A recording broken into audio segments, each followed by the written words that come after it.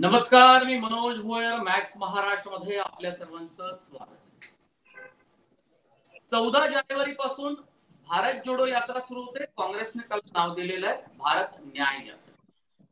आणि 22 जानेवारीला राम मंदिर लोकार्पण सोहळा पंतप्रधान नरेंद्र मोदी यांच्या हस्ते पार पडणार आहे. त्यामुळे देशामध्ये वेगवेगळ्या प्रकारची चर्चा सातत्याने सुरू आहे.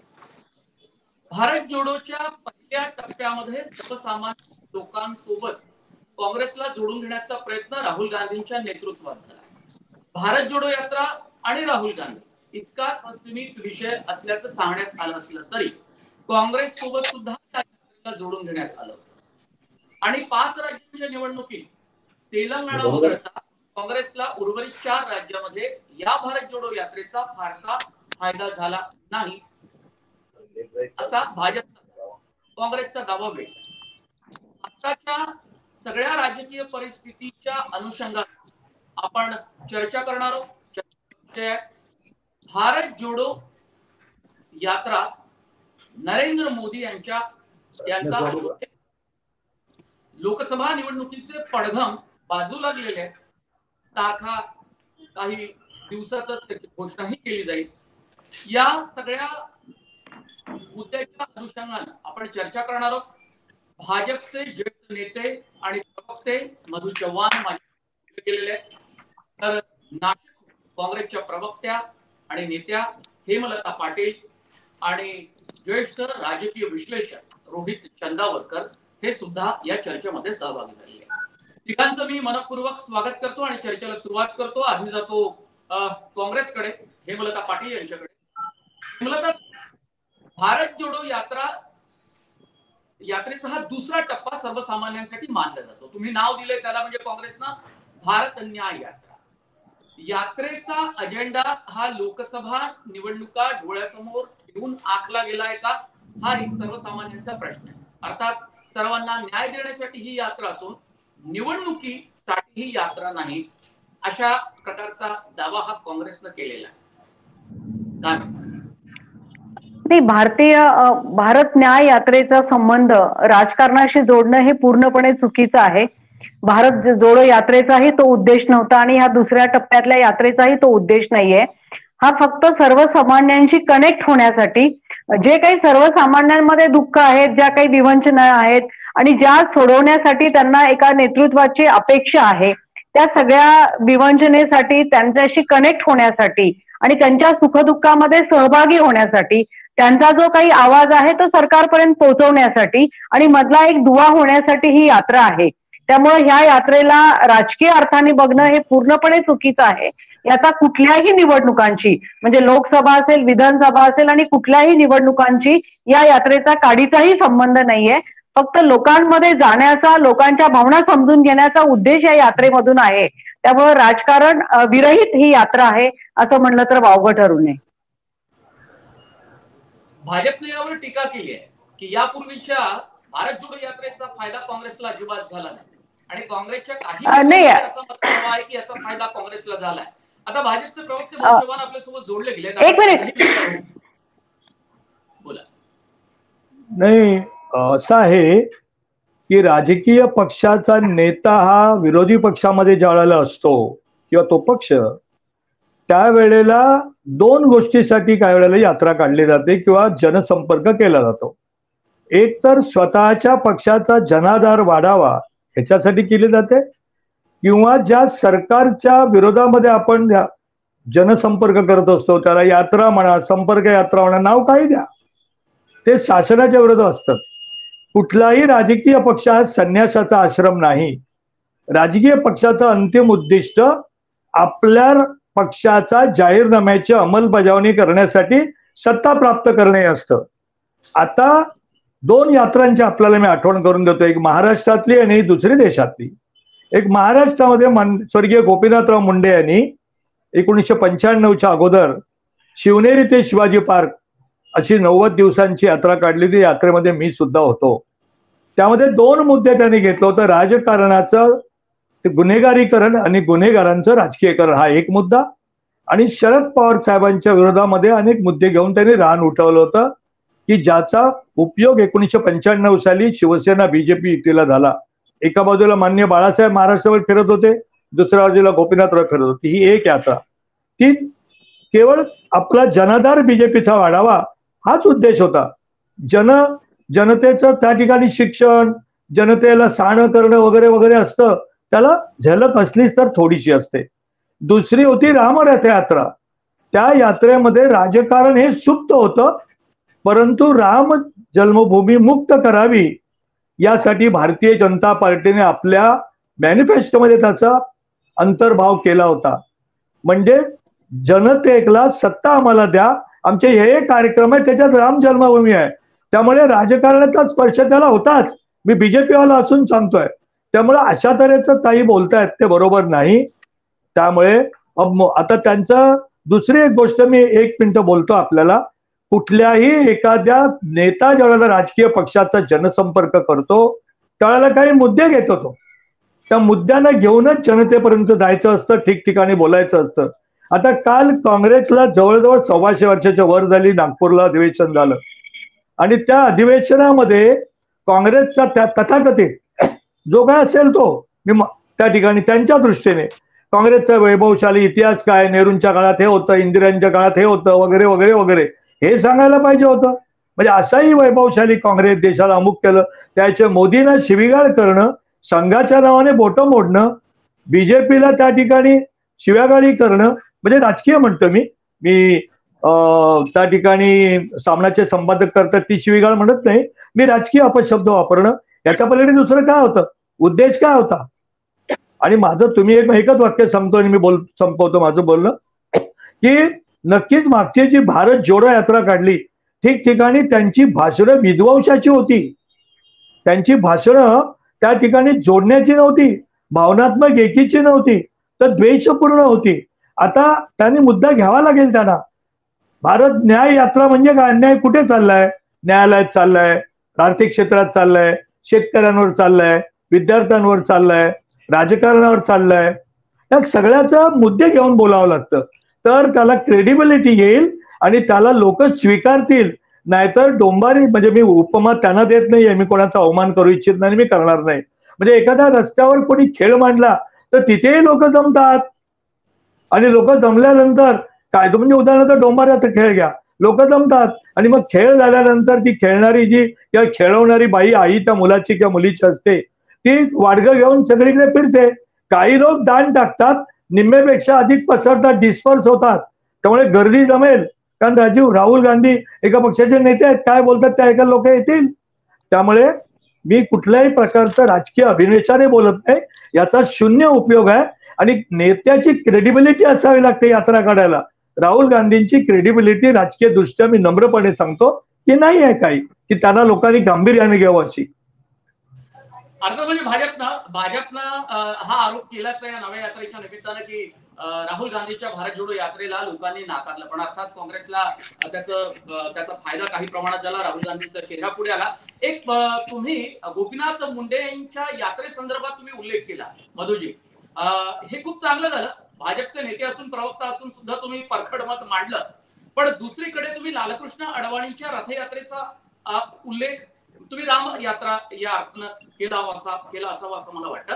पण भाजपची वाढ देशामध्ये कशी झाली आणि कोणकोणत्या टप्प्यात झाली याचा ज्यावेळी उल्लेख केला जातो किंवा लेख लिहिले जातात, डॉक्युमेंटरीज होतात, त्यावेळी भाजप वाढण्यामागे त्यांची हिंदुत्वाची भूमिका, राम मंदिरासाठी त्यांनी केलेलं आंदोलन आणि लालकृष्ण अडवाणी यांनी काढलेली रथयात्रा ही सांगितली जाते.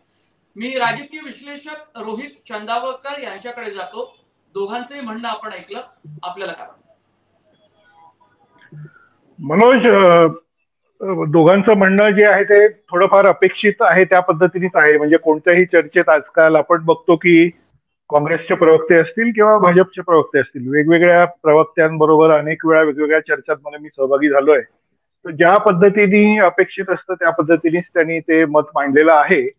म्हणजे भाजपला असं वाटते की राहुल गांधी यांची यात्रा गेल्या वेळी जी होती ती यशस्वी किंवा फ्लॉप झाली आणि यावेळी सुद्धा काही होणार नाही, आणि काँग्रेसने सुद्धा त्यांचं त्या पद्धतीने मत मांडलंय. आता मुद्दा असा आहे की हे बघा 3-4 फॅक्टर याच्यामध्ये आहेत. राहुल गांधी यांची पहिली भारत जोडो यात्रा जी होती त्याच्यामध्ये काय साध्य झालं? पहिलं हे साध्य झालं की राहुल गांधी यांची इमेज बदलण्यामध्ये त्याचा खूप उपयोग झाला काँग्रेस पक्षाला, असं मला वाटतं. आणि ते सगळ्याच राजकीय अॅनालिस्टनी आणि विरोधी पक्षाचे लोक, म्हणजे काँग्रेसमधील लोक, शिवसेनेतील उद्धव ठाकरेंच्या पक्षातील लोक आणि इतर लोक सगळेच ऍक्सेप्ट करतात. आणि आमचे भाजपमधले काही मित्र सुद्धा ऑफ द रेकॉर्ड बोलताना ते ऍक्सेप्ट करतात की राहुल गांधी हे सारखे विदेशातच फिरत असतात, ते पप्पू आहेत, त्यांना काही विषयांची जाण नाही, त्यांना भारताची काही माहिती नाही वगैरे. हा जो प्रचार गेली काही वर्ष सुरू होता त्याच्यातून बाहेर पडण्यासाठी या यात्रेचा राहुल गांधी यांना उपयोग झाला. आणि एक सोशल परसेप्शन किंवा मीडियामधून होणारं परसेप्शन हा जो आजकालच्या काळामध्ये एक महत्वाचा भाग राजकारणात आहे, त्याच्यामध्ये मला वाटतं त्यांनी बऱ्यापैकी स्कोर केलं. तुम्ही बघा की नरेंद्र मोदी यांचं यश किंवा भारतीय जनता पक्षाचं यश हे 2013 पासून पुढे कशा पद्धतीने निर्माण झालं, तर ते मुळात परसेप्शन या विषयातून निर्माण झालं. सोशल मीडियातून, टीव्ही मधून, वृत्तपत्रातून. एक 56 इंची छाती, एक पोलादी व्यक्तिमत्व, एक चालण्याची पद्धत, अमुक तमुक, असं सगळं भाषणाची पद्धत वगैरे, हे परसेप्शन आहे. लोकांच्या मनात परसेप्शन क्रिएट करण्याचा हा भाग आहे. आणि त्या परसेप्शन मध्ये भारतीय जनता पक्षाने, त्यांच्या IT सेलनी किंवा इतरांनी राहुल गांधी हे कसे पप्पू आहेत असं एक इम्प्रेशन यशस्वीपणे बरीच वर्ष क्रिएट केलं होतं. ते मोडण्यामध्ये या यात्रेचा उपयोग झाला. त्याच्या पलीकडे मतांमध्ये उपयोग झाला का, तर काही लोक म्हणतात की झाला, काही लोक म्हणतात नाही झाला. त्याच्यामध्ये आता आपण फार डिटेलमध्ये जायला आपल्याकडे वेळ नाही, पण तेलंगणासारख्या राज्यामध्ये झाला असं आपण समजू, कारण तिथे काँग्रेसचं एवढं अस्तित्व नव्हतं, पण आज तिथे काँग्रेसची सत्ता विधानसभेच्या निवडणुकीमध्ये आली. मध्य प्रदेशमध्ये झाला का, फारसा नाही झाला.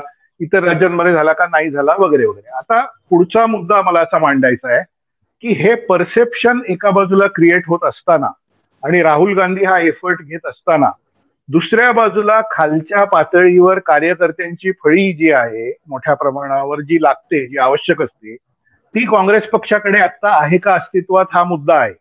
आणि मला वाटतं की तुमचा आजचा चर्चेचा विषय आहे तो महत्वाचा आहे की या दुसऱ्या रथयात्रेच्या वेळीच इकडे राम मंदिराचं उद्घाटन वगैरे सगळं होतंय, तर दोन्हीची कंपॅरिझन कशी होणार हा तुमचा मुख्य विषय आहे. आणि दोन्हीपैकी काय जास्त इफेक्टिव्ह होणार.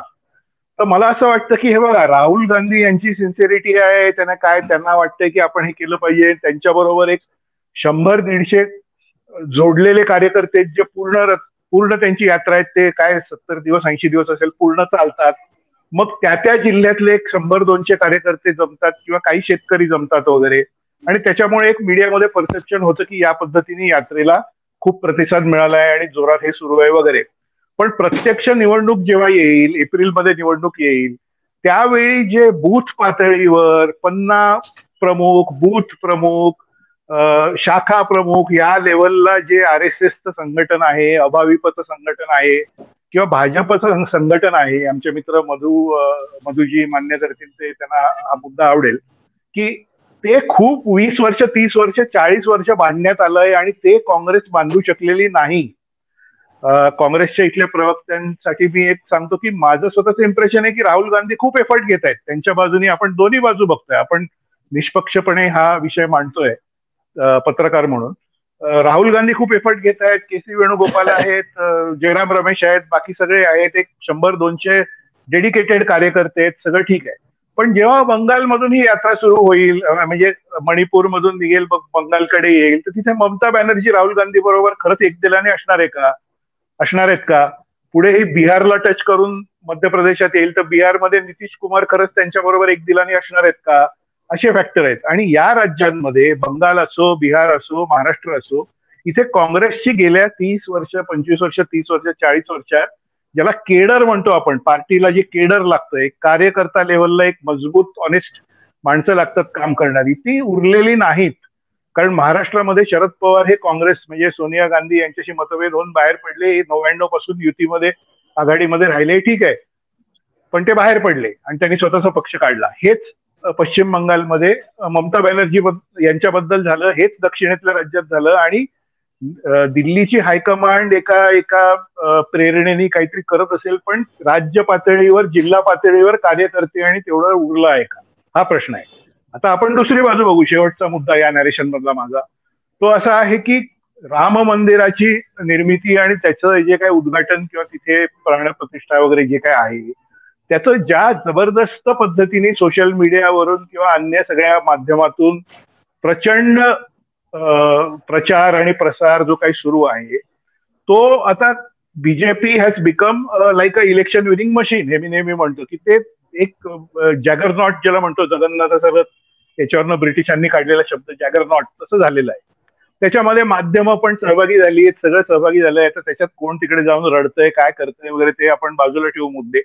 म्हणजे इतका माध्यमांवर त्याचा प्रभाव भाजपनी यशस्वीपणे केलाय आणि त्याच्यामुळे हा जो काही एक धडाका भाजप पुढची 1 महिना 2 महिने लावणार आहे त्याच्याशी मुकाबल्यामध्ये ही भारत न्याय यात्रा कितपत टिकू शकेल आणि काय त्याचा इम्पॅक्ट होईल याच्याबद्दल माझ्या मनात एक इंडिपेंडंट ऑब्झर्व्हर म्हणून सुद्धा शंका आहे. काँग्रेसच्या प्रवक्त्यांनी असं म्हणणं की ह्याचा राजकारणाची किंवा निवडणुकीशी काही संबंध नाही, ही स्ट्रॅटेजीचा भाग असू शकतो. ठीक आहे, पण शेवटी आपण मान्य केलं पाहिजे की या देशात कुठला राजकीय नेता जी काही गोष्ट करतो ती सगळी राजकारणाची आणि निवडणुकीशीच संबंधित असते. शेवटी नरेंद्र मोदी हे जाऊन वंदे भारत ट्रेनला हिरवा झेंडा जेव्हा दाखवतात त्याचाही राजकारणाशीच संबंध असतो. विकास वगैरे हे काय तुम्ही मानू नका, म्हणजे त्यांच्यावरही आपण या बाबतीत परखडपणे बोललं पाहिजे. जसं आपण राहुल गांधी यांच्याबद्दल बोलतोय तसं की आम्ही कसं देशामध्ये वंदे भारत ट्रेन सुरू केल्या हे शेवटी निवडणुकीसाठीच वापरायचं असतं. ते काही समाजकार्य किंवा काय जसं मधुजींनी शब्द वापरला की संन्यासाचं हे नाही, तसंच ते हे काय समाजकार्य नाही. कोणी समाजकार्य करण्यासाठी उतरलेलं नाही. शेवटी देशाचा विकास आम्ही करतोय आणि म्हणून आम्हाला निवडून द्या यासाठीच ते असतं. त्यामुळे वंदे भारतचं उद्घाटन असो किंवा पदयात्रा असो किंवा काही असो, या सगळ्या गोष्टी शेवटी राजकारणाशी जोडलेल्या आहेत, येणाऱ्या निवडणुकीशी जोडलेल्या आहेत. आणि हा मुकाबला कसा होईल याच्यामध्ये एकच शेवटचा पॉईंट मी सांगतो की जिल्ह्यामध्ये तालुक्यामध्ये आज असलेली शेतकऱ्यांची अवस्था, मधुजींनी जो पॉईंट मारला की कुठे अन्याय आहे कुठे अन्याय हे जर आपण रस्त्यावर फिरलं तर दिसेल. कारण मोदी यांच्या विकास रथयात्रा किंवा अशी काय ते विकास कटआउट्स वगैरे लावून ते त्यांच्या अचिव्हमेंट वगैरे याच्यासाठी काढलेला जो काही रथ होता सोलापूर जिल्ह्यामध्ये बार्शी या ठिकाणी शेतकऱ्यांनी त्याच्यावर हल्ला केला 2 दिवसापूर्वी. हे सगळ्या वृत्तपत्रात छापून आलंय. कांद्याच्या भावावरनं शेतकऱ्यांमध्ये जो रोष आहे किंवा अन्य विषय, साखरेचा विषय असेल किंवा इथेनॉल बद्दल जी बंदी आली होती ती आता उठवली किंवा इतर विषय आहेत. त्यामुळे शेतकरी असतील, विद्यार्थ्यांमध्ये जी काय हे म्हणतात अनएम्प्लॉयमेंट म्हणतो, बेरोजगारी आपण म्हणतो, त्या पद्धतीने ज्या पद्धतीने नाराजी आहे किंवा आता मराठा आरक्षणाची एवढी मोठी मागणी का येते, कारण मुळात खाजगी क्षेत्रामध्ये नोकऱ्या मिळत नाहीयेत किंवा शेतीमध्ये जे काही उत्पन्न मिळत होतं ते मिळत नाहीये. त्यामुळे ही नाराजीची भावना ही जी सगळी जी काय आहे ती कॅप्चर करू शकतात का राहुल गांधी आणि त्याचा लाभ राजकीय दृष्ट्या कुठे घेऊ शकतात का, हा मला वाटतं एक मुद्दा बघण्यासारखा राहील. पण भारत न्याय यात्रा निघते तर अन्याय कुठे आहे असं म्हणणं हे मला वाटतं तितकंसं बरोबर नाही. कारण बऱ्याच ठिकाणी असंतोष, अन्याय अशा पद्धतीचं एक चित्र देशात वेगवेगळ्या ठिकाणी आहे. एवढं बोलून मी आता थांबतो. आपण नंतर बोलू इतर वक्ते बोलल्यावर. माझे काही ठळक मुद्दे आहेत त्यावर मी बोलणारच आहे. एक तर भारत जोडो यात्रा म्हणजे भारत न्याय यात्रा कोणकोणत्या राज्यातनं जाते. एक तर 14 राज्यातनं 6200 किलोमीटरचा टप्पा हा प्रवास पूर्ण करणारे राहुल गांधी आणि यावेळेला ते जास्तीत जास्त लोकांशी संवाद साधण्याचा प्रयत्न करणार आहे. म्हणून ते पदयात्रा संपूर्ण नसेल, काही अंशी असेल, बहुतांशी भागामध्ये ते बसनं प्रवास करणार आहे आणि शक्य तिथे पदयात्रा करणार आहे. पण किलोमीटरचा टप्पा खूप आहे, दिवस तसे कमी आहे. पण ज्या लोकसभा निवडणुकीचा उल्लेख आपण केलेला आहे त्याचे पडघम वाजू लागले. तारीख मार्चच्या आसपास घोषित होईल, निवडणूक आयोग ते काम करेल. पण 20 मार्चला शेवटचा दिवस भारत जोडो यात्रेचा आहे आणि त्यावेळी देशामध्ये लोकसभा निवडणुकीची चर्चा वेगानं होईल. त्यापूर्वी जागा वाटपाच्या संदर्भामधले वेगवेगळ्या पक्षातले वादही आपल्याला पाहायला मिळतील, महाराष्ट्रातील मिळतील. पण मुद्दा हा आहे की इंडिया आघाडीतली जी काही बार्गेनिंग पॉवर काँग्रेसची 4 राज्यांमध्ये अपयश आल्यानंतर, पदरी पडल्यानंतर जी बार्गेनिंग पॉवर काँग्रेसची कमकुवत झाली होती, कमी झाली होती, ती मात्र या भारत न्याय यात्रेच्या माध्यमातून वाढवण्याचा काँग्रेसचा प्रयत्न आहे का, हा प्रश्न माझा हेमलता पाटील यांना. आणि त्यानिमित्तानं इंडिया आघाडी मधला एक महत्वाचा चेहरा म्हणून राहुल गांधी पुन्हा एकदा आपलं स्थान मजबूत करतात. आताच भाजपचे प्रवक्ते बोलताना त्यांनी सांगितलं की रामरथ यात्रा ही राजकीय उद्देशाने होती आणि राजकीय उद्देशासाठीच ही यात्रा काढली होती. बघा कसा फरक आहे. नाही तुम्ही बोलले त्याच्यामध्ये बोलले, एक मिनिट मला माझं पूर्ण करू दे. तुम्ही जेवढं काही बोलले ना तेव्हा तुम्ही माझं बोलून झाल्यानंतर तुम्ही तुमचं म्हणणं मांडा प्लीज. तुम्ही एवढं सगळं बोलले ते सगळं मी ऐकलं. तर त्याच्यामध्ये तुम्ही काही संन्यासांचा पक्ष नाहीये, रामरथ यात्रेचा उद्देश पण तो होता वगैरे सगळं बोलले.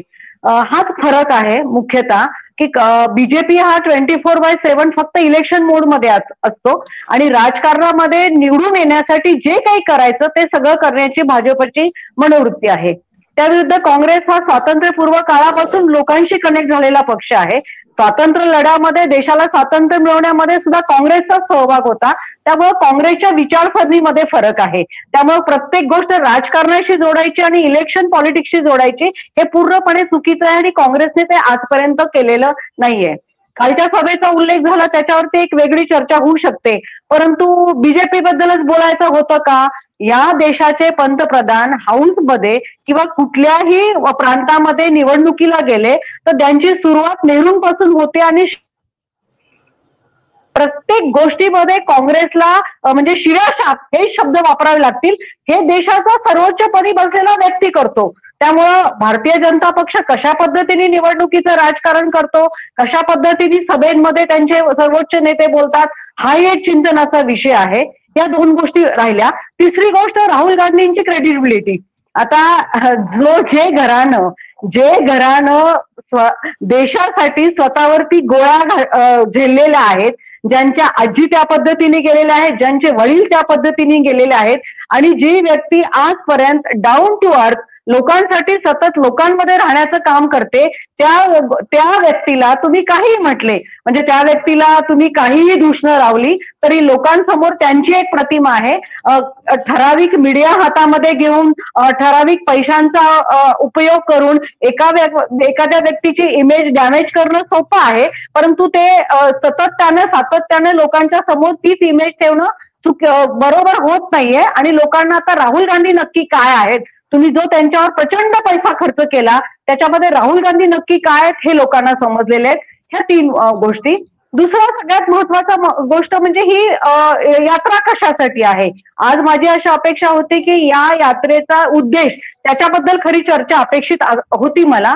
तर ह्या आता बोलताना सांगितलं गेलं की देशामध्ये काय बिघडलेलं आहे, म्हणजे सर्वोच्च न्यायालयापासून न्याय निर्णयापासून ज्या पद्धतीने सगळा कारभार या देशामध्ये चाललेला आहे, निवडणूक आयुक्त निवडणूक कमिशन ज्या पद्धतीने निर्णय घेत आहे, या देशातल्या स्वायत्त संस्था ईडी असेल सीबीआय आहे ज्या पद्धतीने म्हणजे तुम्ही एकतर आमच्यामध्ये सामील व्हा किंवा तुम्ही तुरुंगामध्ये जा, या दोनच गोष्टी सगळ्या चाललेल्या आहेत. मीडिया ज्या पद्धतीने आपल्याला इच्छा नसताना मीडियाला ज्या पद्धतीने वागायला लागतं, ज्या पद्धतीने सगळी मीडियावरती बंधन आहेत, हे सगळं बघितलं तर मुख्यतः म्हणजे आर्थिक विषमता, बेरोजगारी असेल, शेतकऱ्यांचे प्रश्न असतील, ज्या याच्यातले खेळाडू सुद्धा सुरक्षित नाहीयेत, ज्या देशातलं एक राज्य त्या राज्यामध्ये महिलांना नग्न करून त्यांची धिंड काढून त्यांच्यावर बलात्कार होतात आणि ह्या देशाच्या सर्वोच्चपदी बसलेली व्यक्ती त्यांना त्या राज्यामध्ये जायला वेळ नाहीये, त्या राज्यामध्ये स्टेटमेंट करायला वेळ नाहीये. म्हणजे एकीकडे आर्थिक विषमता घेतली, दुसरीकडे ध्रुवीकरण बघितलं, मतांचं ध्रुवीकरण करण्यासाठी सामाजिक ध्रुवीकरण जे ज्या पद्धतीने चालू आहे, या देशातला एक समाज टार्गेट करून त्या समाजाला शिव्या शाप देऊन सतत मतांचं ध्रुवीकरण करणं हे ज्या पद्धतीने चालू आहे आणि ज्या पद्धतीने देशातलं सगळंच वातावरण आपण बघितलं की एकादेशाही म्हणजे मी म्हणेल तेच योग्य, मी म्हणेल तेच बरोबर आणि मी सांगतो तेच ऐका, ही जी वृत्ती या देशामध्ये आघाड म्हणजे जास्त पद्धतीने पुढे यायला लागली आहे, त्याच्या संदर्भामध्ये ही भारत जोडो यात्रा होती. लोकांचं दुःख पोचण्याचं काम होतं आणि अनेक लोक म्हणजे अनेक थरातले अनेक लोक अनेक पद्धतीने त्यांच्याकडे व्यक्त झाले आणि हीच यात्रा पुढे नेण्यासाठी त्याला न्याय यात्रा असं नाव दिलेलं आहे. आणि तोच मुद्दा आहे की देशामध्ये सामाजिक आर्थिक आणि राजकीय एकता आलेली पाहिजे आणि त्या दृष्टीने ही यात्रा आहे. ही यात्रा भारतीय जनता पक्षाच्या लक्षात खरं तर येणार नाही, मला दुर्दैवानं म्हणावंसं वाटतं. कारण यात्रेचा उद्देश लोकांशी कनेक्ट होणं, लोकांचे अश्रू पुसणं आणि लोकांमधलं एक होऊन राहणं हे भारतीय जनता पक्षाच्या आवाक्यातलं काम नाहीये. काँग्रेसमधले नेते फोडणं, त्यांच्या ईडीचा धाक देणं आणि त्या नेत्यांना फोडून म्हणजे महाराष्ट्राच्या मंत्रिमंडळामध्ये 80% पेक्षा जास्त लोक जे आहेत ते काँग्रेसमधनं आलेले आहेत, त्यांना धाक दाखवून आणलेलं आहे. एकीकडे आपण केडर बेस संघटना म्हणायचं, केडर मधून आम्ही संघटना वाढवतो असं म्हणायचं आणि दुसरीकडनं दुसऱ्या पक्षातनं आलेल्या नेत्यांवरती राजकारण करायचं. पश्चिम महाराष्ट्र असेल, विदर्भ असेल, मराठवाडा असेल, सगळीकडे फक्त हेच घडतंय की आपल्या पक्षामध्ये त्यांना घ्यायचं आणि त्यांच्या जीवावर निवडून यायचं आणि आम्ही कसे केडर बेस आहोत याचा गवगवा करायचा. त्यामुळं भारतीय जनता पक्षाच्या लक्षात ही यात्रा येणं खूप अवघड आहे. राहुल गांधींना समजणं तर भारतीय जनता पक्षाच्या आवाक्याच्या बाहेरचं काम आहे. हेमलताजी, हा मुद्दा आहे. पण मुळात काँग्रेसचं जे केडर यापूर्वी होतं सेवा दलाचं, आज सेवा दलाचं कॅडर आहे का? रोहित यांनी जसा उल्लेख केला की संघ आहे, राष्ट्रीय स्वयंसेवक संघ, त्यानंतर अभाविप, त्यानंतर वनवासी कल्याण आश्रम असेल, वेगवेगळ्या त्यांच्या शाखा असतील आणि मुळात भाजपचं पन्नाप्रमुख पासून त्यांचं संघटन मजबूत केलं. या चांगल्या गोष्टी काँग्रेस का नाही शिकत? या गोष्टींचं कौतुक हो, भारतीय जनता पक्षाने संघटन मजबूत केलं. त्यांच्या संघटनेमधलं कोण निवडून आलंय महाराष्ट्रामधली? मला 4 नावं सांगा तर तुम्ही. अगदी विखेंपासून मोहिते पाटलांपर्यंत, पश्चिम महाराष्ट्रामधलं हर्षवर्धन पाटलांपासून सगळं नेतृत्व बघा, इकडं मराठवाड्यातलं नेतृत्व बघा. मला सांगा, केडर बेस पक्ष आहे ना, का केडर मधले लोक निवडून येत नाहीत त्यांच्या पक्षामध्ये? केडर कुठं काम करतं? केडर म्हणजे तुम्ही सतरंजा उचलायच्या, सतरंजा उचलून भारतीय जनता पक्षाचं काम करायचं. तुम्ही दिवस रात्र भारतीय जनता पक्षासाठी आपला वेळ धन खर्च करायचा आणि इतर पक्षातून आलेल्या नेत्यांच्या सतरंजा उचलायच्या, त्यांच्या बूथवरती आपण खुर्च्या टाकून बसायच्या. मला सांगा, काय केडर हे उपयोगाचं येतंय? काय केडर? हा, RSS यांच्यासाठी. मधु चव्हाण, आपल्याला असा काही अनुभव आलाय का? अहो, मधु चव्हाण मिनिस्टर व्हायला हवे होते आतापर्यंत, त्यांना मोठं पद मिळायला हवं होतं. मधु चव्हाणांवरती किती अन्याय झाला तो बघा ना तुम्ही. त्यांच्यावरचा अन्याय तुम्ही बघा, भाजपच्या प्रवक्त्यांवरचा अन्याय बघा. काय आता भाजप कोण चालवतंय? चित्रावा तुमचे प्रवक्ते आहेत, तुमचे दरेकर तुमचे प्रवक्ते आहेत, चित्रावा तुमचे प्रवक्ते आहेत. कुठे गेला तुमचा पक्ष? कुठे गेला तुमचं केडर? हेमलताताई आणि मनोज, एक मिनिट मधुजी, एक मिनिट. हेमलताताई हे बोलतायत ना, मला खरंच नवीन अँगल एक मिळाला याच्यामध्ये. म्हणजे अनेक चर्चांमध्ये मी म्हटलं की भाजप केडर बेस्ड पक्ष आहे आणि काँग्रेसकडे केडर उरलं नाही, पण हा नवीन अँगल त्यांनी दिला आणि इंटरेस्टिंग आहे. फक्त याच्यामध्ये मी एकच ऍड करू इच्छितो की आमचे मित्र मधुजी असतील, तेव्हा अगदी 95-96च्या काळापासून मुंबईत मी रिपोर्टिंग करायचो, तेव्हापासून त्यांना मी बघितलंय प्रेस कॉन्फरन्स वगैरे घेताना. हे असतील किंवा आमचे मित्र केशव उपाध्याय असतील किंवा आणि कोणी असतील, यांना मंत्रीपद आतापर्यंत मिळायला हवी होती किंवा त्यांचं म्हणजे ते सत्तास्थानी असायला हवे होते. भंडारी, ऐका हे बोलत होतं, ऐका. तर हे असायला हवे होते, हे अगदी बरोबर आहे. आता कसं झालंय फक्त की हे त्या पदावर नसताना, किती त्यांना तशी कुठली पदं नसताना सुद्धा ते काही हुकचू करत नाहीत आणि पक्षाबरोबर राहतात आणि पक्षाची लाईन घेऊन चालत राहतात. आणि दुसऱ्या बाजूला आपल्याला आपण बघतोय काँग्रेसमध्ये किंवा राष्ट्रवादी किंवा अन्य, त्यांना जर पदं नाही मिळाली तर ते लगेच दुसरीकडे जातात, ते लगेच पक्ष सोडून जातात. त्यामुळे केशवजी असतील, मधुजी असतील किंवा आमचे पुण्याचे भंडारी असतील, त्यांना पदं नाही मिळाली तरी ते पक्षाच्या मात्र एकनिष्ठ आणि हे म्हणजे डावे आणि संघ या दोघांचंच हे वैशिष्ट्य आहे.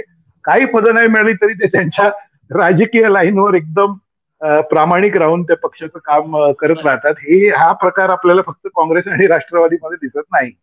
आणि याची चर्चा, रोहितजी, याची चर्चा होते की संघाची शिकवण असेल, भाजपची तत्वनिष्ठ प्रणाली असेल जी रुजवली त्यांनी इतक्या वर्षांपासून.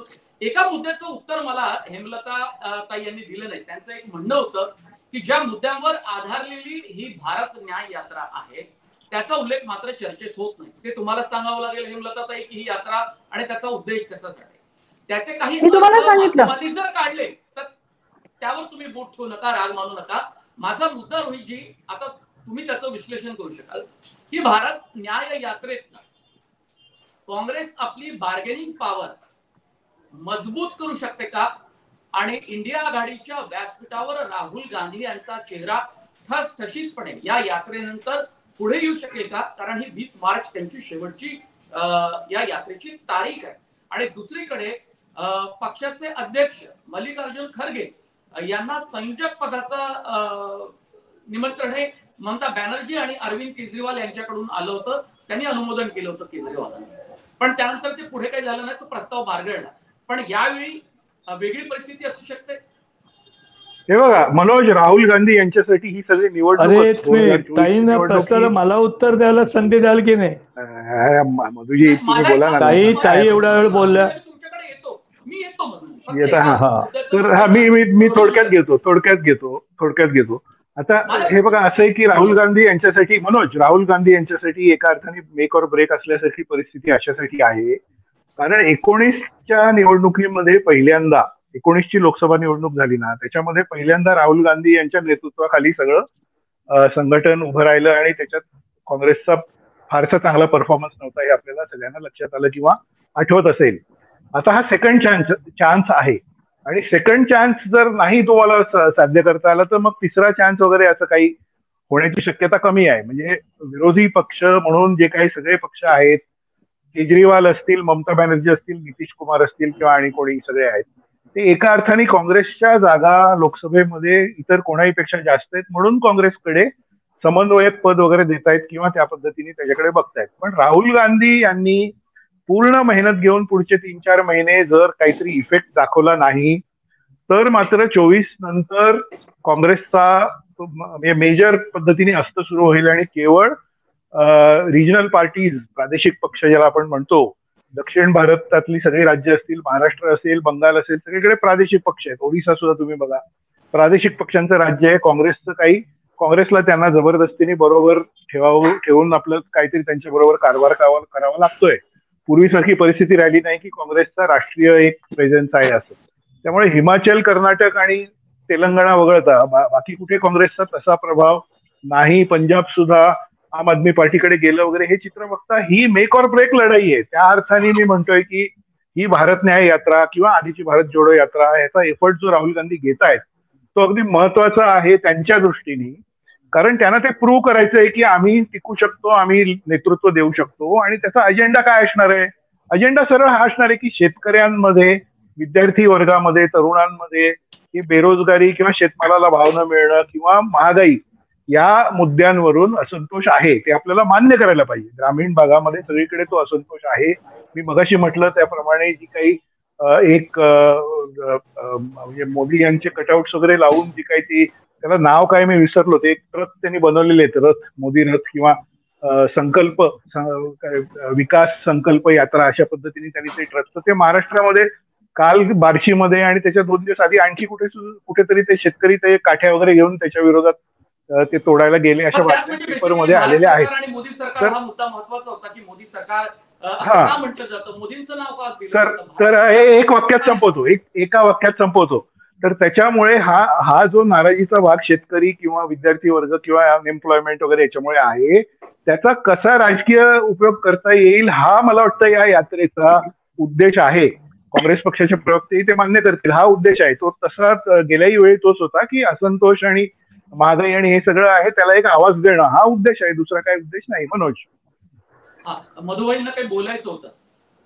नाही, दोघांनाही तुम्ही भरपूर वेळ दिला, अर्थात तो तुमचा अधिकार आहे, त्याबद्दल मला काय म्हणायचं. पहिलं ताईंना मी धन्यवाद देतो की माझ्या बहिणीला की तुम्ही माझ्याबद्दल अतिशय चांगलं आणि चांगले उद्गार काढलेत.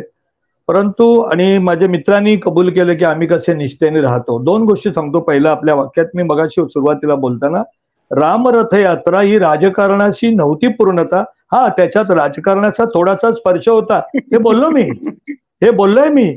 आणि हे बघा, ताकाला नेऊन ऐकून घ्या माझं, ताकाला नेऊन भांडण लपवण्यामध्ये काही अर्थ नाही. त्याच्यामध्ये एक उद्देश की आम्ही ज्या वेळेला, तुम्हाला सांगतो एक उदाहरण देतो, आम्ही ज्या वेळेला 1998 साली पहिल्यांदा 13 दिवसाचं सरकार आलं मग 13 महिन्याचं आलं आणि मग 5-6 वर्ष सरकार राहिलं 2004 पर्यंत. पहिल्यांदा आमच्या मॅनिफेस्टोमध्ये राम जन्मभूमीचा मुद्दा 16-17 या पानावर होता आमच्या मॅनिफेस्टोमध्ये केंद्रातला. नंतर दुसऱ्या वेळेला तो 70-80 पानावर गेल्यावर दोन्ही बाजूनी पत्रकारांपासून सगळे तुमच्यासारखे अपवाद असतील की बघा यांना राम जन्मभूमी महत्वाची वाटते म्हणून अजेंड्यामध्ये पहिल्या 10-12 पानामध्ये उद्देश. नंतर बघा यांनी राम जन्माचा मुद्दा सोडला. हा एक भाग झाला. राम जन्मभूमीचा मुद्दा होता तो हिंदुत्वाशी निगडीत होता. होय, आम्ही हिंदुत्ववादी पार्टी आहोत, आम्ही हिंदू धर्मवादी नाही आहोत. लक्षात घ्या. परत आम्ही शेंडी आणि दररोज पूजा अर्चा केली पाहिजे, उपास तपास धरले पाहिजेत, तरच त्यांना त्या ठिकाणी बीजेपी काही देईल असं नाहीये. राहिला मुद्दा दुसरा, ताई आपण त्या ठिकाणी म्हणाला दुसऱ्या पक्षातून का आणलं. मी ते 2 गोष्टी स्पष्टपणे सांगू इच्छितो आणि जबाबदारीने बोलतोय. अगदी तुम्ही पण अतिशय मुरलेलं राजकारणी आहात आणि मार्गापासून आपल्या पक्षाचं समर्थन चांगलं केलं करतायत. तसंच केलं पाहिजे कुठल्याही पक्षाच्या प्रवक्त्याने.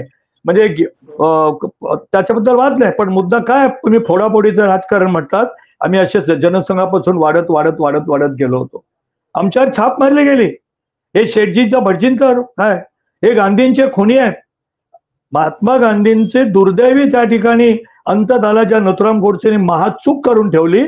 त्याचे काही कारण नसताना संघ आणि त्यावेळेस जन्माला आलं त्याच्यानंतरच्या जनसंघाला आणि त्यावेळेच्या हिंदू महासभेला भोगावे लागले.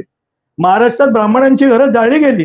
त्यामुळे त्या ठिकाणी काही गोष्टी अशा असतात की बाबा लोकशाहीमध्ये आपल्या मॅनिफेस्टोची अंमलबजावणी करायची असेल ताई, तर सत्ता आपल्याला प्राप्त करावी लागते. तुमचा जो अजेंडा असेल, मग समाजवादी असेल, डाव्यांचा असेल, उजव्यांचा असेल, दीनदयाळजींचा एकात्म मानववाद असेल, काही असेल, सत्ता पाहिजे. आता सत्ता जर त्या ठिकाणी म्हणजे मी आता तुम्ही रागावू नका. होय, नेहरूंच्या नावाने शिव्या देत नाही, कोणी अपशब्द वापरणार नाही, ते चूक आहे, कोणी वापरला नाहीये. नेहरूंनी या देशाचं काही धोरणात्मक बाबतीत, नेहरू मोठे होते का तर होते, च लावा, पण धोरणात्मक बाबतीत आज काश्मीरचं जे त्या ठिकाणी पाप आहे ते त्यावेळेचे काँग्रेसने विशेषतः नेहरूंचंच आहे. आपले मित्र शेख अब्दुल्ला यांच्या प्रेमापोटी काश्मीरचा बळी दिला होता त्यांनी आणि त्याचा सूड म्हणून त्या कलमाला विरोध केला होता. आंबेडकरांना ती इच्छा नव्हती. त्यावेळेला त्यांना परळमधून हरवण्यासाठी नारायण काजरोनकरांनी त्या ठिकाणी आणि त्यांचे उद्गार असं म्हणतात, खरं खोटं माहिती नाही, की आम्ही विरोध किया था ना, अब हार गए भंडारा से और नायगाव से परेल से. मुद्दा असा आहे ताई, आम्ही दुसऱ्या पक्षातून लोक त्या ठिकाणी घेत नाही. 2 पक्षाचे लोक एखाद्या पक्षात जातात, एक स्वार्थासाठी जातात. आता यांची चलती आहे या इथे आपल्या घरामध्ये काय नाही, दुसरीकडे जावं यासाठी जातात. मला मान्य आहे काहींची प्रवृत्ती असते, पण ह्या ठिकाणी दोन्ही ठिकाणी जो फार मोठं उभी फूट पडली त्याचं कारण दोन्ही पक्ष नेते होते. आणि होय ताई, तुम्हाला माहित नसेल तो तुमचा दोष नाहीये, काँग्रेसचा. कुठेही ठरलं नव्हतं 2.5 वर्षाची हे देणं, सत्ता देणं, कुठेही नाही. काही बाबतीमध्ये मी सुद्धा साक्षीदार होतो त्या बैठकांमध्ये. कुठेही ठरलेलं नव्हतं. आणि कुठे ठरलं असेल ते एक मुद्दा आपल्या लक्षात आणून देतो अर्ध्या मिनिटात. 4 सभा महाराष्ट्रातल्या त्या लोकसभेच्या निवडणुकीत माननीय उद्धवजी ठाकरे यांच्या बरोबर 4 सभांमध्ये माननीय पंतप्रधान होते, 4 सभांमध्ये त्या अमित शहा होते. 4 आणि 4 8 सभांमध्ये दोन्ही नेत्यांनी प्रत्येकाला सांगितलं की महाराष्ट्राचे पुढचे मुख्यमंत्री हे देवेंद्रजी असतील. का सभा संपल्यानंतर सांगितलं गेलं नाही की 2.5 वर्षाचा असताना तुम्ही का बोलताय.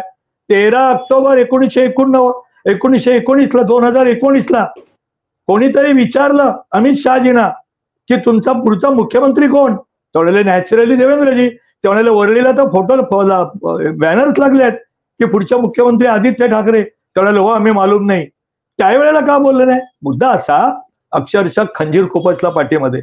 आणि त्याच्यानंतर सर्व पक्ष, पूर्वी बाळासाहेब पक्ष चालवायचे सर्व लोकांना घेऊन यांचं एक कुटुंब पक्ष चालवायला लागलं आणि म्हणून 40 लोक बाहेर आले. निष्ठेने आपलं आयुष्य वेचलेले लोक बाळासाहेबांपासून 1966 पासून मी साक्षीदार आहे. बाळासाहेब मला कमळातला शिवसैनिक म्हणायचे. आम्ही नाही गेलो कधी. ते 40 लोक बाहेर आले आणि घेतले. आम्ही राजकारणी आहोत, संन्यासी नाही आहोत. दुसरं, पहाटेचा शपथविधी माननीय शरद पवार साहेबांच्या मान्यतेनंच झाला, त्याने स्थानिक झालेला आहे. आणि म्हणून नंतर त्यांच्याकडून आलेले 40 लोक. आता तुम्ही हे म्हणता त्यातलं काही बाबतीमध्ये तुमचा विचार आहे तो लोकांसमोर मांडा. काल जे वाईट होते कोणाबद्दलही त्या ठिकाणी केसेस मागे घेतलेल्या नाहीयेत. मग मुशरफजींच्या विरोधातल्या नाहीयेत, अन्य कोणाच्या विरोधातल्या नाहीयेत. राजकारणामध्ये आपल्याला काही गोष्टींचे निर्णय तात्कालीन घ्यावे लागतात. आणि म्हणून मला असं वाटतं, आता तुम्ही म्हणालात की आमची केडर पार्टी आहे. होय, पत्रकार मित्रांना सांगू इच्छितो, त्याचं कारण असं की काँग्रेसने आपल्या प्रांतातल्या नेत्यांचे पाय कापून टाकले, कोणालाही मोठं होऊ दिलं नाही. महाराष्ट्रामध्ये यशवंतराव चव्हाणांजींच्या विरोधामध्ये वसंतदादा पाटलांना लावायचं, वसंतदादा पाटलांच्या विरोधात राजाराम बापू पाटील यांना लावायचं, त्याच्यानंतर एकही माणसाला त्या ठिकाणी हटलं नाही. आता कालचं उदाहरण घ्या, किती भयानक उदाहरण आहे. ज्या वेळेला आताचे उपमुख्यमंत्री अजितदादा म्हणाले की मी तर 60व्या वर्षी बंड केलं, साहेबांनी तर 38व्या वर्षी केलं होतं, त्यावेळेला लगेच साहेबांनी काय पडलं? हे भयानक आहे. कोणी अग्रलेख लिहिले नाहीत, कोणी मुलाखती घेतल्या नाहीत, कोणी स्तंभलेख लिहिले नाहीत, कोणी एक कॉलम बॅनर केलं नाही की मी यशवंतराव चव्हाणांच्या मान्यतेने त्या ठिकाणी त्यावेळेला पक्षातून बाहेर पडलो.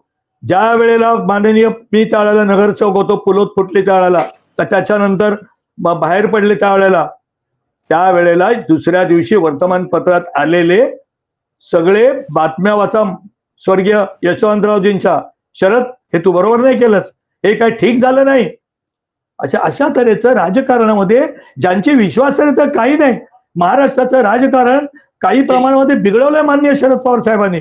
होय, त्याला फोड, त्याला जवळ घे. मधु चव्हाण फक्त होईल काय की असं अजिबात नव्हे की तुम्हाला वेळ दिला जात नाही. वाटल्यास सभागृहात जसं म्हणतात तसं मी इथे म्हणेन की चर्चेचा वेळ मी वाढवून देतो, आणखी करू, तुमच्या मुद्द्याला कुठे फाटा देण्याचा प्रयत्न होत नाही हे मनातनं काढून टाका. पण खूप जुने महाराष्ट्रातले राजकीय संदर्भ देऊन मूळ जो आपला विषय तो थोडा दूर जाईल, म्हणून मी पुन्हा ही चर्चा जरा नियंत्रित करण्याचा प्रयत्न करतो. आपला विषय असा आहे की मोदींचा अश्वमेध भारत जोडो यात्रा रोखेल का? आणखी काही महत्वाचे मुद्दे राहिले आणि त्या मुद्द्यावरती तुम्हा तिघांची मत ही अत्यंत माझ्यासाठी महत्वाची आहे. चर्चा अंतिम टप्प्यात आली आहे. काही थोडक्यात चुकू नये म्हणून आकडेवारी देतो की ही संपूर्ण भारत न्याय यात्रा राहुल गांधींची 14 राज्यातनं जाते. 6200 किलोमीटरचा प्रवास ते पूर्ण करणार. पण 14 राज्यातनं जात असताना 355 लोकसभा जागांवर त्याचा प्रभाव पडणार आहे. मुळात काँग्रेसच्या कॅडरला आणखी सचेत करण्यासाठी, ऍक्टिव्ह करण्यासाठी याचा फायदा होऊ शकेल असं राजकीय निरीक्षकांचं मत आहे. आणि अनेक या 355 जागांवर भाजप आणि काँग्रेसमध्ये थेट लढत आहे. ईशान्य भारतामध्ये मणिपूर पासून ही सुरुवात होते आणि मुंबईला ती यात्रा संपणार आहे. ईशान्य भारतामध्ये 25 जागा आहेत आणि त्यात 15 ते 17 जागा या भाजपाच्या आहेत. आणि मणिपूर हिंसाचार झाल्यानंतर त्यात काय बदल होईल आणि त्या मुद्द्यांचा सगळा आपल्या सर्व अजेंडामध्ये राहुल गांधी निश्चितपणे त्याचा समावेश करतील आणि तो मुद्दा उचलून धरतील जो मोदींना जड जाऊ शकतो तिथल्या हिंसाचाराचा. आता मुद्दा असा आहे की 355 जागा ज्या आहेत त्यात 92 मतदारसंघ हे एससी आणि एसटी साठी राखीव आहेत. 2019च्या निवडणुकीत 161 जागांपैकी 74 जागा एससी आणि एसटी या भाजपला मिळाल्या. 1990च्या नंतर प्रथमच असला कुठला मोठा पक्ष आहे की ज्यांना इतक्या मोठ्या प्रमाणात यश प्राप्त झालेलं आहे. म्हणून आणि आता तुम्ही जर आसाम बघाल तर 34% मुस्लिम तिथे लोकसंख्या आहे आणि 14 पैकी तिथे 6 जागा या भाजपला मिळाल्या. पश्चिम बंगालमध्ये 14 पैकी 13 जागा आणि उत्तर प्रदेशमध्ये 80 पैकी 29 जागा एससी एसटीचा प्रभाव असलेला आहे आणि बिहारमध्ये 40 पैकी 4 जागा. या हिंदुत्वाच्या नॅरेटिव्हला कुठेतरी छेद देण्याचा प्रयत्न राहुल गांधी या भारत न्याय यात्रेतून करतील आणि संपूर्ण लोकसभा निवडणुकीचा अजेंडाच बदलून टाकण्याचं काम करतील अशा प्रकारची शक्यता वर्तवली जाते. म्हणून त्यांनी असे अनेक मुद्दे घेतले. दलित, मुस्लिम, आदिवासी या तीनही महत्वाच्या समाजातल्या घटकाला भाजपनं जवळ ओढलं आणि भाजपला त्यात यश मिळालं अनेक राज्यांच्या निवडणुकीमध्ये जिथे काँग्रेसला आशा होती. पण आता यांना पुन्हा एकदा ज्या मूळ आपल्या मतदारांना आपल्याकडे वळवण्याचा प्रयत्न राहुल गांधी करतील का हा माझा प्रश्न हेमलता पाटील यांना आणि नंतर मधु चव्हाण बोलतील आणि रोहितजी आपलं विश्लेषण. अर्ध्या मिनिटातच मधु चव्हाण जे काही बोलले त्या संदर्भात बोलते. एका भाजपच्या हाडाच्या कार्यकर्त्याची आपल्या पक्षाचं समर्थन करताना कशी दमछाक होते, कसं लंगडं समर्थन करावं लागतं ते आता मधू चव्हाणांच्या पूर्ण वक्तव्यातनं मी बघितलं. म्हणजे 70,000 कोटीचा घोटाळा असं अजित पवारांना मोदीचे अतिशय प्रेमाने म्हटले होते आणि त्या प्रेमापोटी त्यांनी त्यांच्या गळ्यामध्ये हात घातला. छगन भुजबळ हे जामिनीवर सुटलेले आहेत असं फडणवीस त्यांना छगन भुजबळांना अतिशय प्रेमाने म्हटलेले होते. बबन पाचपुत यांनाही या सगळ्या गोष्टी प्रेमाने म्हटले होते. हे सगळे लोक अतिशय प्रेमाने त्यांच्या सोबत आले. त्यांना कुठलाही धाकट दपशा दाखवला नव्हता, त्यांना कुठली भीती दाखवली नव्हती. हे सगळं प्रेमाने झालं.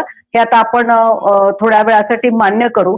आता मूळ विषय मी भरकटून देत नाही. आणखीन एक मुद्दा होता की कसे नेत्यांचे पंख छाटले. म्हणजे अगदी बरीच उदाहरण दिली. मला अडवाणी आठवत आहेत, मला मुरली मनोहर जोशी आठवत आहेत, मला सुमित्राजी महाजन आठवत आहेत, मला उमा भारती आठवत आहेत, मला आपल्या वसुंधरा राजे आठवत आहेत, मला अनेक नितीन गडकरी आठवत आहेत, मला अगदी गोपीनाथ मुंडेंचं काय झालं तेही आठवतंय, पंकजा मुंडेंना काय भोगावं लागतं ते आठवतं. त्यामुळं भारतीय जनता पक्षामध्ये असं काही नाहीये.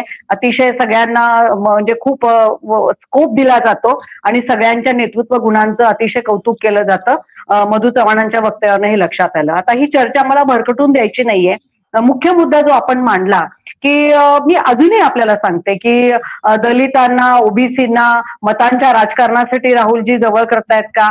मुख्य मुद्दा असा आहे की ज्या मणिपूरमध्ये काही दिवसापूर्वी ज्या पद्धतीचा आपण हिंसाचार बघितला, 2 समाजामध्ये हिंसाचार झाला, ते दोन्ही समाज भारतामध्येच राहणारे आहेत आणि त्या समाजामधले म्हणजे भारतीय जनता पक्षाचे नेते त्या समाजाचे की आम्ही नाराज आहोत अशा पद्धतीने केंद्रीय नेतृत्वाने कामगिरी करायला नको होती. त्या समाजांच्या अश्रू पुसायला जर राहुल गांधी तिथं गेले तर असं म्हणायचं का की ते दलितांना, आदिवासींना, मुस्लिमांना आणखीन ह्या सगळ्या लोकांना एकत्र करतायत आपल्या मतांच्या राजकारणासाठी? आपल्या देशात राहणाऱ्या लोकांवरती जर अन्याय होतोय आणि त्यांचे अश्रू पुसायसाठी जर तिथं गेले तर ते मतांच्या राजकारणाशी जोडायचं का? आणि एससी, ओबीसी, दलित, मुस्लिम या राजकारणासाठी ही सगळी यात्रा काढतो आपण असं म्हणायचं का? निवडणुकीचं राजकारण हे वेगळं आणि लोकांच्या समस्येसाठी तिथे जाणं वेगळं. जसं मी सांगितलं की आर्थिक विषमता आहे, सामाजिक विषमता आहे, राजकीय विषमता आहे, अतिशय आर्थिक निकषावर सगळे थरातले लोक नाराज आहेत, शेतकऱ्यांचं आंदोलन झालं, ह्या सगळ्या प्रश्नांसाठी ही यात्रा आहे. मतांच्या राजकारणामध्ये त्याचा कसा तुम्हाला बोलू देतो पण माझा मुद्दा आहे की सॉफ्ट हिंदुत्व हे राहुल गांधींनी स्वीकारलं होतं. ग्रासात ओतून दे ना कुठल्या अचानक आपल्याला हिंदुत्व वेगवेगळ्या मंदिरात राहुल गांधी जाताना दिसला, त्याचा फायदा काँग्रेसला झाला नाही आणि म्हणून मी पुन्हा एकदा मूळ मुद्द्यांना हाताशी घेऊन वेगवेगळ्या प्रकारे आता या यात्रेचं नियोजन केलं असं सॉफ्ट हिंदुत्व म्हणजे असं काय? राहुल गांधी हिंदू आहेत, मी हिंदू आहे, मी मंदिरामध्ये जाते, राहुल गांधी मंदिरामध्ये जातात, त्याच्यामध्ये काही हिंदुत्व, सॉफ्ट हिंदुत्व धारण केलं. प्रत्येकाची आस्था असते. या देशामध्ये आपल्याला घटनेने तो अधिकार दिलाय की प्रत्येकाने आपल्या आस्थेशी बांधील राहावं आणि त्या आस्थेप्रमाणे कामकाज करावं. म्हणून जर कोणी हिंदूंच्या मंदिरामध्ये गेलं देशामध्ये नाही, काँग्रेसने असंही एक विश्लेषण या देशामध्ये केलं जातं. नाही, हे मला बिलकुल मान्य नाही. कसल्यामुळे कोणी नाराज झाला विषय नाही. आम्ही हिंदूंबरोबर आहोत, आम्ही मुस्लिमांबरोबर आहोत, आम्ही शिखांबरोबर आहोत, आम्ही ख्रिश्चनांबरोबर आहोत. आम्ही सगळ्या धर्मांचा सारखाच आदर करतो आणि तो आदर आम्ही पूर्वीपासून करत आलेलो आहोत. आणि आमचा मुख्य ह्या यात्रेचा उद्देशच तो आहे की बाबासाहेबांनी जी घटना दिली ती घटनाच वाचवण्याचं मेन काम करायचं. त्या घटनेप्रमाणे प्रत्येक नागरिकाला आपले अधिकार मिळत आहेत का आणि त्या अधिकारप्रमाणे जगण्याचं प्रत्येक नागरिकाला स्वातंत्र्य आहे का? ते स्वातंत्र्य या देशामध्ये अतिशय गंभीर परिस्थितीमध्ये आहे. ते स्वातंत्र्य मिळत नाही आणि त्या स्वातंत्र्य अबाधित राहावं म्हणून ही यात्रा आहे. याचा तुम्ही राजकारणाशी संबंध जोडू नका. आणि खरंच तुम्हाला सांगते की यात्रेचा मूळ उद्देशच तो आहे की या देशातल्या नागरिकांचे ते अधिकार अबाधित राहिले पाहिजे. आणि मग नंतरच्या निवडणुका, मतांचं राजकारण हा सगळा विषय नंतरचा आहे. परंतु ह्या यात्रेचा मूळ गाभा तो आहे आणि त्यासाठीच ही यात्रा आहे. बाकी तुम्ही त्याला सॉफ्ट हिंदुत्व म्हणा किंवा काय म्हणा, पण मुख्य उद्देश तो आहे आणि त्याच पद्धतीने आमचं मार्गक्रमण चाललेलं आहे.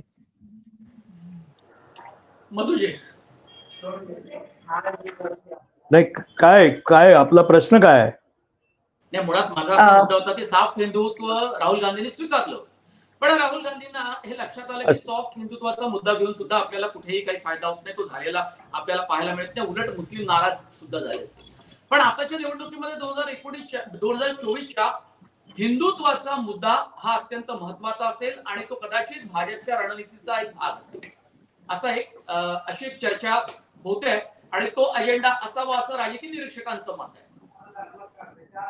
बघा, हिंदुत्व हा काय कुठला राजकीय पक्षाचा मुद्दा असणार, हिंदुत्व एक स्वाभाविक स्थायी भाव या देशामधला आहे, जनतेमध्ये आहे. सॉफ्ट हिंदुत्व, त्याचा फायदा त्यांना झालेला आहे. नाही, सॉफ्ट हिंदुत्व, हार्ड हिंदुत्व असला काय प्रकार असतोय मला माहिती नाही. हिंदुत्व हिंदुत्व आहे. सॉफ्ट मुस्लिमिझम, हार्ड मुस्लिमिझम हे असू शकतं, परंतु सॉफ्ट हिंदुत्व म्हणजे काय? ते म्हणतात शेंडी आणि जाणव्यांचं हिंदुत्व आमचं नाही, ते संघाचं आणि हे नाही आहे. हे एक हिंदू संस्कृतीचा एक भाग आहे. मूळ मुद्दा असा आहे की भारतीय जनता पार्टी, परवा त्यांनी 2 गोष्टी सांगितल्या, लगेच माननीय श्रीमान राहुल गांधी यांनी त्याच्यावर वेगळंच काहीतरी बोलायला सुरुवात केली की ज्याला अर्थ नाही. ते म्हणाले या देशात जाती 4, आम्ही कुठल्या मुद्द्यावर निवडणूक लढवणार आहोत? तर गेल्या 9 वर्षामध्ये 10 वर्षामध्ये केलेलं काम, या कामावर करणार आहोत. केवळ हिंदुत्व, राम मंदिर बांधलं, आम्हाला मतं द्या, आम्हाला मतं द्या, तो जो काय बदल होणार आहे तो होणारच आहे. 526 पासून 500-600 वर्षाच्या फार मोठ्या परिश्रमातून, बलिदानातून, रक्तपातातून हिंदूंना आपलं आदराचं स्थान मिळत आहे, हिंदूंना आपल्या श्रद्धेचं स्थान मिळत आहे. तो भाग वेगळा आहे. आता त्या दिवशी माननीय प्रधानमंत्री म्हणाले की जाती, तशा जाती आहेतच घटनेप्रमाणे किंवा सवलती देण्यासाठी त्या असल्या पाहिजेत, चालू राहिल्या पाहिजेत. पण 4 जाती, एक गरीब, दुसरा युवा, तिसरा युवती आणि चौथा शेतकरी. आता गरीब सगळ्या जातीत आहेत का? मुस्लिमांमध्ये आहेत, आदिवासींमध्ये नाहीत, असं आहे का? लगेच टिंगल. काय बोलावं, याला का अर्थ आहे का?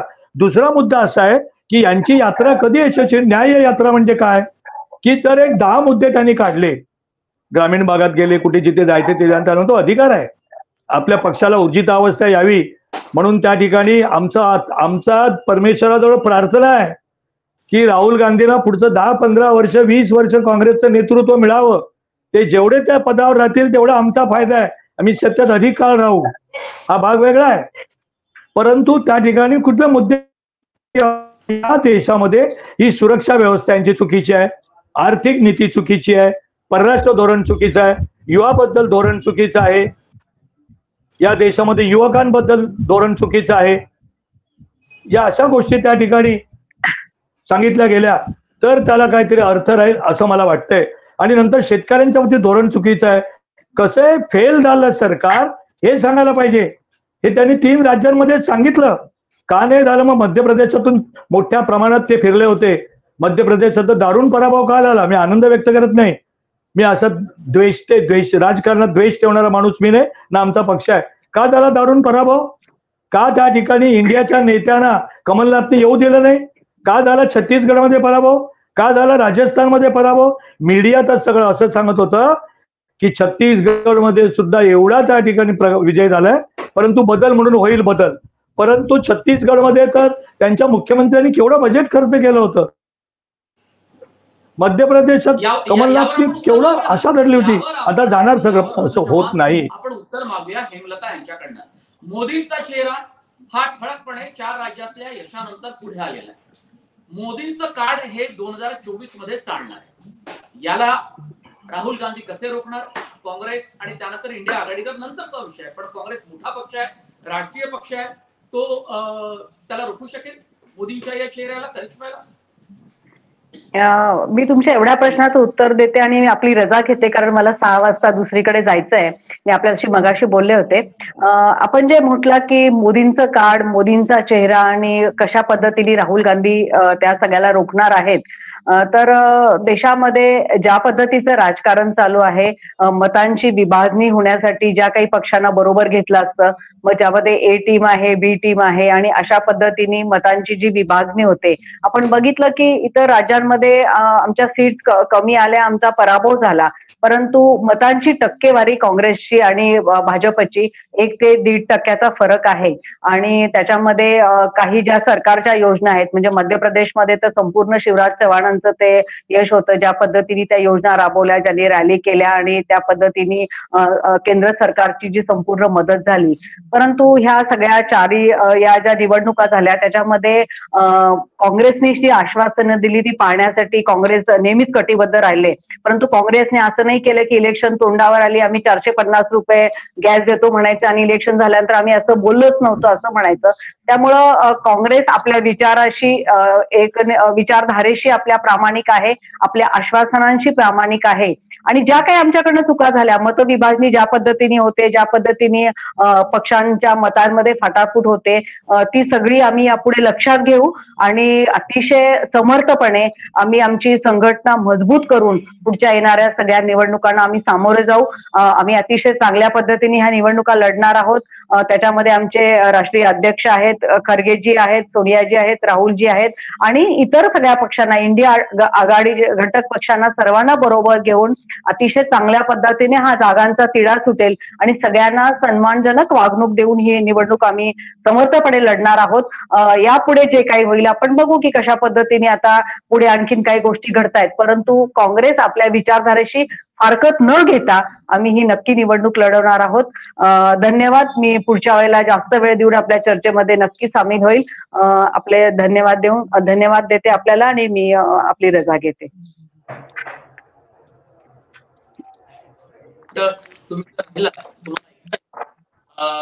मुळात रोहितजींसाठी माझा प्रश्न आहे. मी ज्याचा उल्लेख केला होता की 14 राज्यामध्ये ही यात्रा प्रवास करणार आहे आणि 355 लोकसभा जागांवर याचा प्रभाव पडणार आहे. आणि ह्या सगळ्या आपण जर पाहिलं तर ईशान्य भारत, झारखंड, बिहार, उत्तर महाराष्ट्र म्हणजे उत्तर महाराष्ट्रातला काही आदिवासी पट्टा यातून ही यात्रा जाणार आहे. तर काँग्रेसचा असं फोकस असू शकेल ना की दलित, आदिवासी आणि मुस्लिम ईशान्य भारताचा उल्लेख जर आपण केला, मी सांगितले तिथे किती मुस्लिम मतदार हे अत्यंत प्रभावी आहे त्या ईशान्य भारतात, कुठल्या कुठल्या टप्प्यातनं ही यात्रा जाणार आहे तिथून.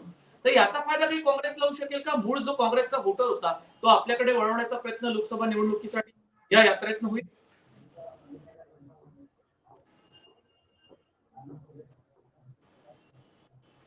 रोहितजी,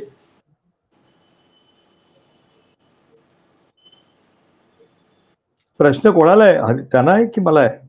नाही, तुम्हालाच. रोहितजी नाव घेतलं मी, रोहितजींसाठी.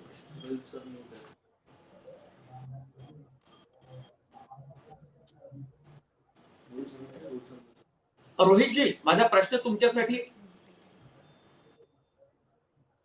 का? त्यांचा ऑडिओ म्यूट आहे, तो ऑन करू शकाल?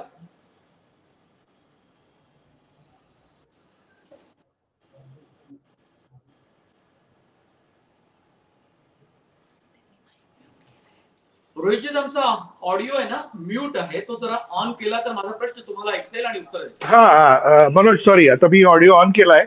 हे बघा, काँग्रेस नेते काँग्रेस अध्यक्ष राहुल गांधी यांची जी यात्रा आहे ही यात्रा मुख्यतः काँग्रेसचे कार्यकर्ते, नेते, काँग्रेसचं केडर जे काही असेल ते, त्यांचे जे पक्षातले लोक आहेत ते वगैरे, यांना एक ऊर्जित अवस्थेमध्ये आणणं आणि त्यांना थोडं चार्ज करणं हा त्याचा मुख्य उद्देश आहे. त्याच्यानंतर शेतीचे विषय आहेत, म्हणजे शेतकऱ्यांना शेतमाल न मिळणं किंवा बेरोजगारी किंवा महागाई हे जे विषय आहेत याच्याकडे ओव्हरऑल राष्ट्रीय पातळीवर मीडियाचं लक्ष वेधणं किंवा ज्या ज्या भागातून ते फिरतील त्या भागातील स्थानिक मीडिया असेल, कार्यकर्ते असतील, सामाजिक संस्था असतील वगैरे, यांचं लक्ष वेधणं अशा पद्धतीचं टार्गेट या यात्रेचं आहे असं मला वाटतंय.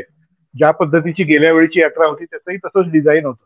त्याचा डायरेक्टली मतदारांवर थेट परिणाम किती होईल आणि त्याच्यामुळे मतदारांची म्हणजे मतदार भाजपऐवजी काँग्रेसकडे वळतील का, हे मला वाटतं जरा थोडंसं कॉम्प्लेक्स असा त्याचं उत्तर आहे. त्यामुळे शेवटी मी एवढंच बोलून संपवतो आणि इथे मला वाटतं आपण थांबायला हरकत नाही, की कारण सगळे मुद्दे झाले कव्हर करून, की ही यात्रा विरुद्ध राम मंदिराचं उद्घाटन असा जो आजचा विषय आहे त्याच्यामध्ये राम मंदिराचं उद्घाटन हे सुद्धा एक प्रकारचं स्टेटमेंट आहे हिंदुत्व अजेंडा भारतीय जनता पक्षाचा जो आहे त्याबद्दल, किंवा एक मंदिराची मागणी इतक्या दशकांपासून होती ते आपण पूर्ण केलं असं एक राष्ट्रीय स्तरावर स्टेटमेंट, आणि ते पॉलिटिकलही आहे, सोशलही आहे, रिलिजियसही आहे, अशा पद्धतीचं ते स्टेटमेंट करणं असं आहे. त्याचं मतांमध्ये किती रूपांतर होईल नाही होईल हा पुढचा भाग आहे, 2-3 महिन्यांनी दिसणारा भाग आहे.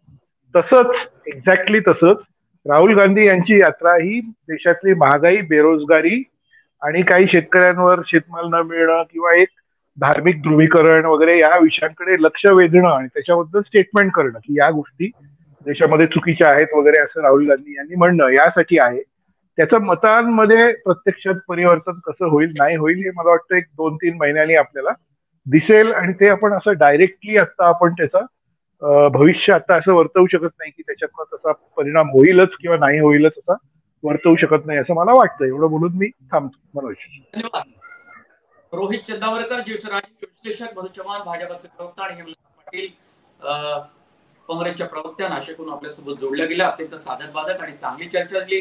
सर्वांना पुरेसा वेळ दिला गेला आणि वेगवेगळ्या मुद्द्यांना आपल्याला या चर्चेमध्ये हात घालता आला. खूप धन्यवाद. मॅक्स महाराष्ट्राच्या या टू द पॉइंट चर्चेमध्ये आपण सर्व सहभागी झालो. नमस्कार. धन्यवाद.